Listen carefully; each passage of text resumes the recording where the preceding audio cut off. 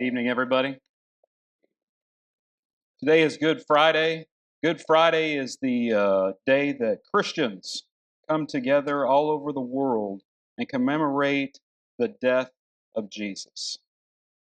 And we are going to talk about the death of Jesus tonight, but there's no way that we can understand the crucifixion and the death of Jesus and how it occurred unless we understand that the, the geopolitical situation at the time of Jesus.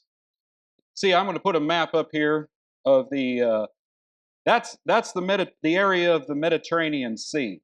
And if you look off over here to the right of the map, we have what the Romans called Palestine over here, which is modern day Israel. And that's the place that Jesus was crucified and Jesus died. But the entire area that you see here was controlled by the Roman Empire at that time. You can see Rome is kind of right almost in the middle of this picture, and they were controlling everything. Now, they paid more attention to some places in the world than they did others, because sometimes their purposes of controlling a certain part of the world was based on taxes.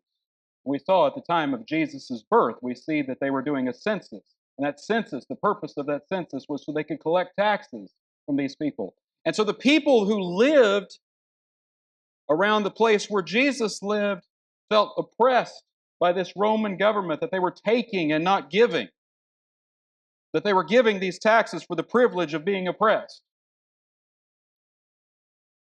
And they hated Rome. And they hated everything about Rome. And they hated the occupation of the soldiers being there all the time from Rome. And they felt under that. And they felt that there was going to be a Savior that was going to come, a Messiah who was going to come, and it was going to lead them to overtake Rome so that they could once again be a powerful nation and have independence. That's what they thought the Messiah was going to be. Now we're going to talk about tonight, we're going to talk about a soldier who happened to be there at the crucifixion of Jesus. This is a centurion. He is known in history by the name of Longinus. Now, as a centurion, we can infer several things about Longinus. One thing, that he has a long military career. There's no way he would have been a centurion, which means he was in charge of 100 soldiers. There's no way he would have been in charge of that many people if he was a new soldier. So he had a long military career. Another thing is that he was a fierce warrior. He had a history. He had been to battle with Rome, and he had been seen as someone who was a fierce warrior, and they wanted to put him in a leadership position so that other soldiers would be excited to serve under him. He was good with the sword. He obviously had an ability to be a great warrior. He must have been good with the sword, and he wouldn't have been in charge if he wasn't good with the sword. And as a Roman soldier, as you could see from that map I showed you earlier, he had probably traveled much of the world. He had seen many different people. He had seen many different cultures. He had seen many different things. But somehow, God had ordained for this man, this Roman centurion, to be present at the crucifixion of Jesus. Almost every picture that you see of the crucifixion, here's one I'm going to put on the screen of the crucifixion of Jesus. Almost every one of them depicts Longinus with a spear. That's Longinus right there. And we'll hear more about that spear here in a little bit.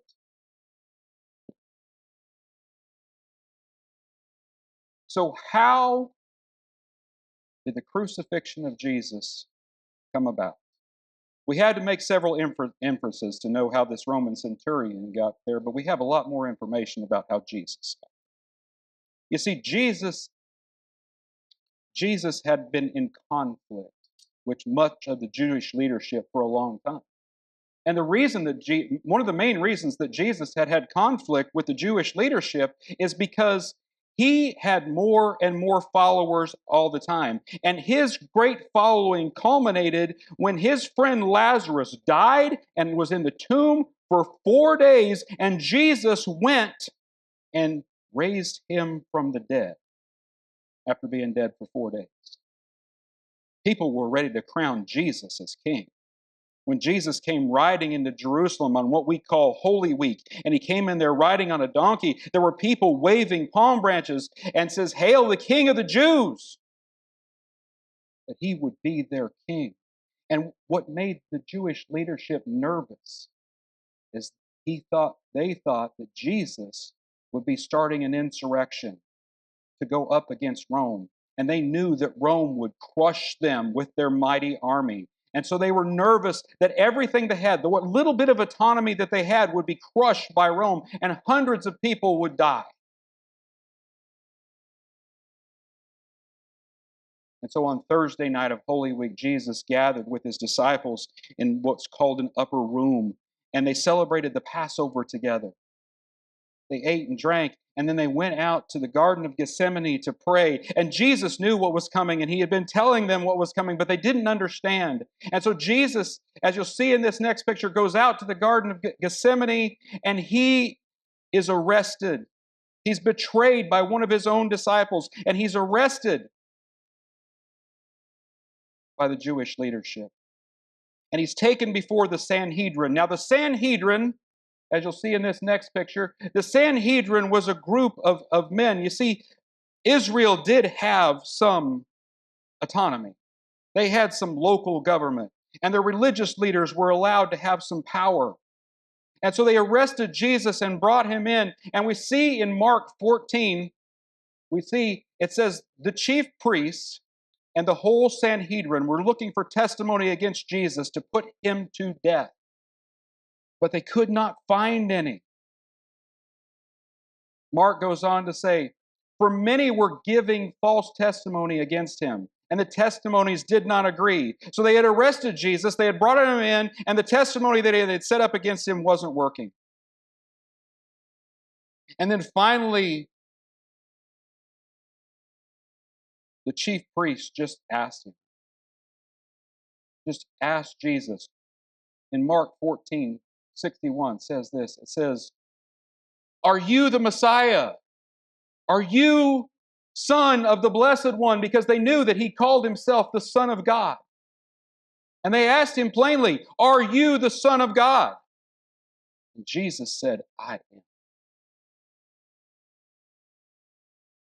And then the next verse says, then the high priest said, why do we still need witnesses? You have heard the blasphemy. What is your decision? And they all condemned him as deserving death. But they had a problem. The problem was, although they had been given some local government autonomy, they did not have the power to execute people. Only the Roman government could do that. And so if they wanted to execute somebody, they had to go and ask the Roman governor. And it just so happened that week, because the Passover was going on, and they knew that there would be unrest, because when people get religious-y, all of a sudden things start happening. And so the Roman governor, Pontius Pilate, was in town. This is Pontius Pilate, or a picture. They brought Jesus to Pontius Pilate, and they asked him to crucify him. Now, Pontius Pilate didn't want anything to do with this, because he thought this was some local religious matter, and so he sent it on to Herod. Herod sent it back to him, and then finally Pontius Pilate had to make a decision. But 3 different times, after speaking with Jesus, 3 different times, Pontius Pilate said that Jesus was innocent. In Luke 23:15, Pilate says, he has done nothing to deserve death. In Luke 23:22, he says, I have found in him no grounds for the death penalty. In John 18:38, it says, I have found no grounds for charging him. Pontius Pilate saw no reason to crucify Jesus, and he had him beaten. And after Jesus had taken this beating and Pontius Pilate brings him back out, he thought that would satisfy the Jews, but he brings him back out, as you can see in this next picture here. He brings him out in front of everybody, and they still wanted Jesus to be crucified. So Pontius Pilate came up with what I think is a pretty clever idea. We learn in Matthew, it says this. It says, at the festival, the governor's custom, so when they would have the Passover, the governor had this custom, was to release to the crowd a prisoner that they wanted. At that time, they had a notorious prisoner called Barabbas. So Pilate came up with this great idea. I'm going to release to you a prisoner. And he decided to give them a choice of two people. He took the most notorious, worst scoundrel of a criminal that they had incarcerated, and he thought, if I present him the choice of Jesus or Barabbas, surely they'll choose to release Barabbas. Surely they'll choose to release Jesus and not Barabbas, because Barabbas is terrible. He's a murderer. He's an insurrectionist. There's no way that they would want Jesus killed, who hasn't done anything wrong. He said it 3 times. There's no way that they would choose that guy over Jesus, right? Wrong. This didn't go the way he thought. Matthew 27, it says, the governor asked them, which of the two do you want me to release for you? Barabbas, they answered. Let the murderer go. Let the insurrectionist go. And then it goes on to say, and Pilate asked them, what should I do with the Jesus who is called the Christ? And they all answered, crucify him. Crucify him.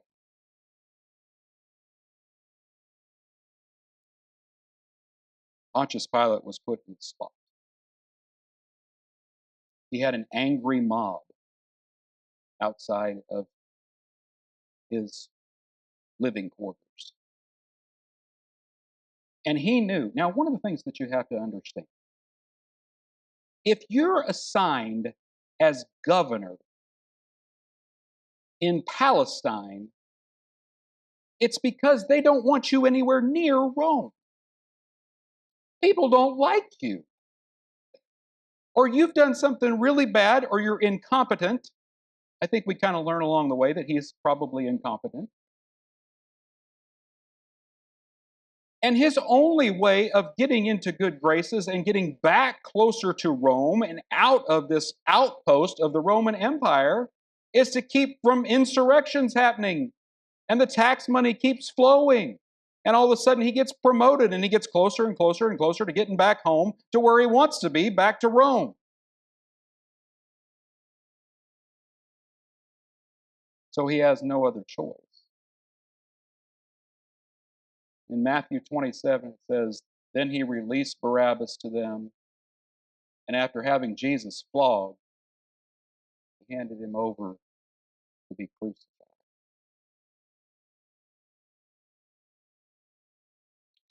So Jesus, if you don't know what flogged means, it means beaten with a stick.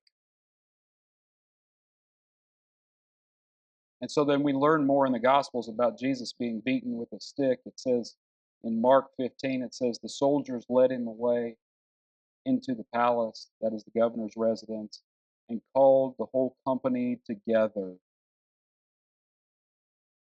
Now I want you to remember our friend Longinus. And we know for a fact that he was at the crucifixion, so it's likely he's over the same company that's here, that's about to do the flogging of Jesus. And they didn't do it in such a way that we're doing it, it has to be done. They liked what they were doing. They liked the evil that they were doing, this beating of this innocent man. And it says in Mark 15, it says that they dressed him up in a purple robe, and they twisted together a crown of thorns and put it on him. They were making fun of him. Now, when it says a crown of thorns, it's not talking about like little rosebush thorns. I mean, it's talking about real thorns. And they didn't just set it on top of his head. When they put the crown of thorns on Jesus' head, they pushed it down and beat it down so that the thorns went into his head and blood was coming out of his head. Just that is painful enough to think about. And that's not even talking about the beating that he took from the flog. That's just the crown. And all the while, Longinus was over this group that was inflicting this pain upon Jesus. And they began to salute him, saying, "Hail, King of the Jews!" With his crown of thorns and his purple robe. They were mocking him. They were mocking him as they beat him. It says in one place in the Bible that he was beaten so bad you could barely tell it was him. So much blood and matted hair and all the things that go along with it. And I don't say this just to be graphic. There's a picture here. We have a picture from the Passion of Jesus taking the beating that they're talking about and then mocking him. But it's part of our faith to know what Jesus went through. As we find out later, why he went through.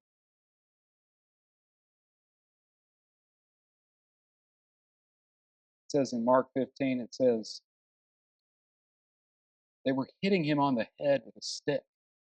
They were spitting on him, getting down on their knees to pay homage to him. And it's likely because the centurion at the cross is surely the centurion that's in charge of what's going on here. But Longinus was standing over this as this. And then after the beating that Jesus took, it was time for him to be crucified. Now the Romans had perfected torture. They had come up with the most painful way that they could possibly imagine for someone to die, for it to take a long time. And that was crucifixion. And Jesus, to go to his crucifixion, they had him carry the cross that they were going to nail him to. And so he carried it from there to this hill called Golgotha. And there was one place that because he had been beaten so much, he'd been up all night with this trial, that he just collapsed. And someone had to assist him in carrying this instrument of torture up this hill. And when he gets there, we need to understand what crucifixion is. They take the cross arms, and the first thing that they do is they lay the prisoner down on the cross arms like that. And they put one arm out like that and one arm out like that. And they take a nail and they nail it in the wrist of the prisoner.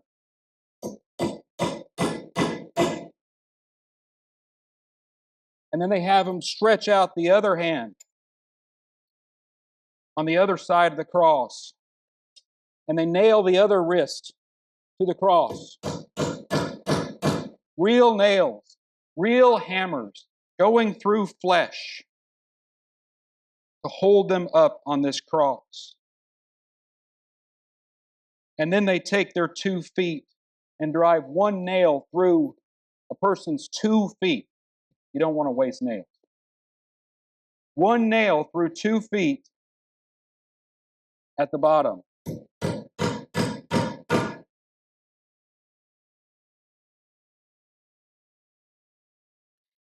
And then with them laying down on the cross, they lift up the cross to a hole that has been there for all the crucifixions that they've done before, and take and push it up so that it goes in that hole, and then wham! Down in the hole. Just imagine the pain just from that drop on his wrists and on his feet. That's just one part of it. It's awful. It's a terrible, evil, awful way to die. Now, when you're up on the cross, many people think that you just bleed to death up there by the pain that they've suffered. But that's not how most people would die on the cross. The way that you die on the cross is after a while you start getting tired and you start slumping down on the cross. And when you get to a certain point, you can't breathe. And so, in order to breathe, you have to push up on the nail that's in your feet to be able to get to a place where you can breathe. And eventually, you just get so tired that you can no longer push up to breathe and you suffocate. It's awful. And the whole time when the nails were going in his wrists and the nails were going in his feet and the soldiers were making fun of him, the Roman centurion, Longinus, was standing over giving orders.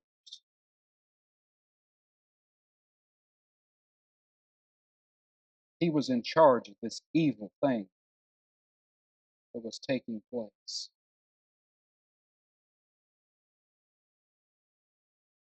And so Jesus, for hours, hung there on that cross, going through unimaginable pain. But yet Jesus's words that come out of his mouth are not what one would expect. You see, Longinus has probably seen many crucifixions. He'd probably seen many crucifixions right there in that spot. And I'll bet that he'd never heard these words come out of anybody's mouth. In Luke 23:34, it has Jesus saying, Jesus said, Father, forgive them.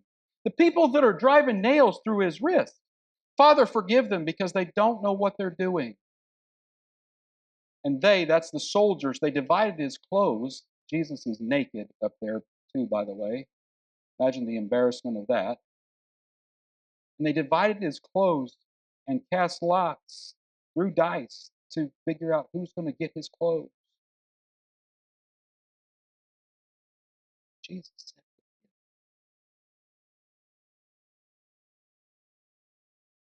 and I know that there were people there that had to make an impression. Longinus was there. I believe it made an impression on him. And then the time came when Jesus couldn't push up on that nail any longer. It says in Mark 15, it says, Jesus let out a loud cry and he breathed his last, meaning he breathed his last breath. And then the curtain of the temple was torn in two from top to bottom. It says in Matthew that there was an earthquake, and that explains the curtain tearing. And when the centurion, that's our boy, Longinus, when the centurion who was standing opposite him saw the way that Jesus, he being Jesus, breathed his last, he said, truly, this man was the Son of God. Now, he'd seen a lot of crucifixions before in his life, and he'd seen a lot of things. He traveled the world. And all the while, he stood there and he was a part of this, but he realized that something was different about Jesus.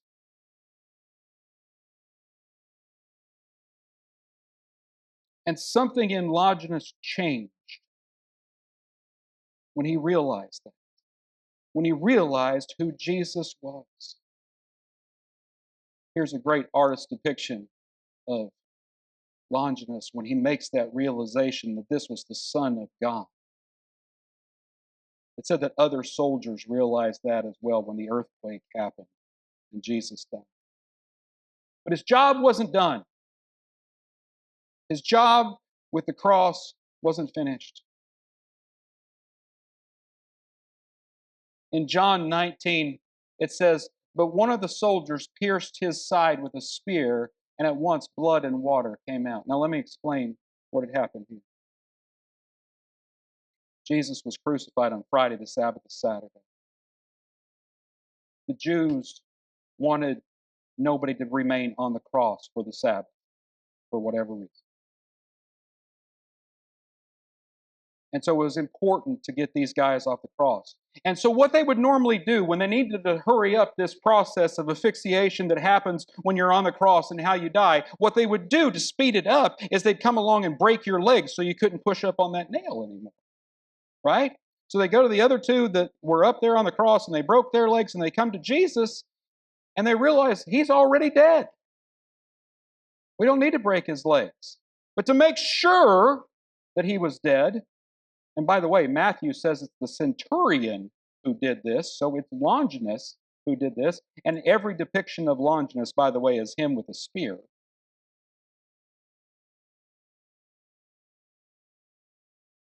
He went and he pierced the side of Jesus. He poured out water and blood, meaning his blood had separated. Poured out. Now, legend has it, I don't know if this is true, but this is just a legend, that Longinus was getting older at this time in his life. And as many of you know who are getting older, your eyes start to not work as well. Every time I go to the eye doctor, my glasses get a little bit thicker. And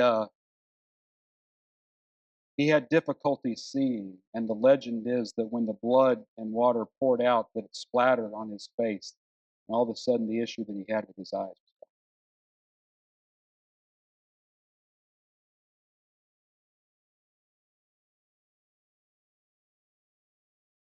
Something changed in Longinus's life when he encountered Jesus.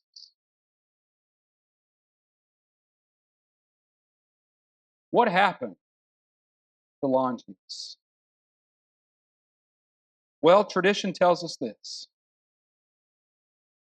that Longinus couldn't do what he had been doing any longer, because he was now a believer in Jesus. And he laid down his sword.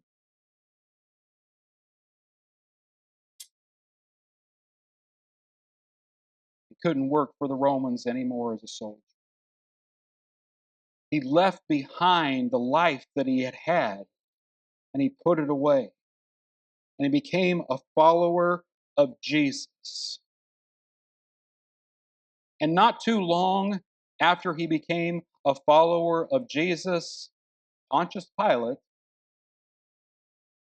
ordered that his head be cut.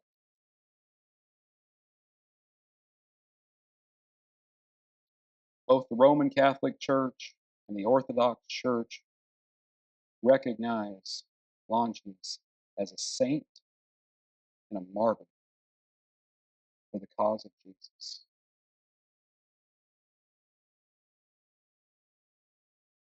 You see, Jesus had done something in his life, and he could no longer be the same. And you say, well, why are you telling me so much about Longinus tonight? Why are you not talking about Jesus? Let's put a picture of Jesus up there. Because his story is our story. You see, it's not just Pontius Pilate, and it's just not just the Sanhedrin, and not just Longinus, and the Roman soldiers, and the Roman government, and everybody that killed Jesus. We learn if we read the Bible, it's our sin that put Jesus on the cross. Isaiah wrote 500 years before Jesus was even born. He wrote these words. He said, "But he is pierced because of our rebellion, crushed because of our iniquities," that's sin. Punishment for our peace was on him, and we are all healed by his wounds. Our story is his story. He realized that everything that he had done, that he had been a part of Jesus' crucifixion, that he had been part of that, and he had to let all that go and accept the forgiveness that Jesus was offering him. And that is Jesus' call to us tonight. On Good Friday, we always take communion because we want to talk about the blood and the body of Jesus. The bread represents his body that was given for us. Jesus took the beating that we deserve. Jesus' blood is what brings us forgiveness. Now, when you came in tonight, you were handed a little plastic sword.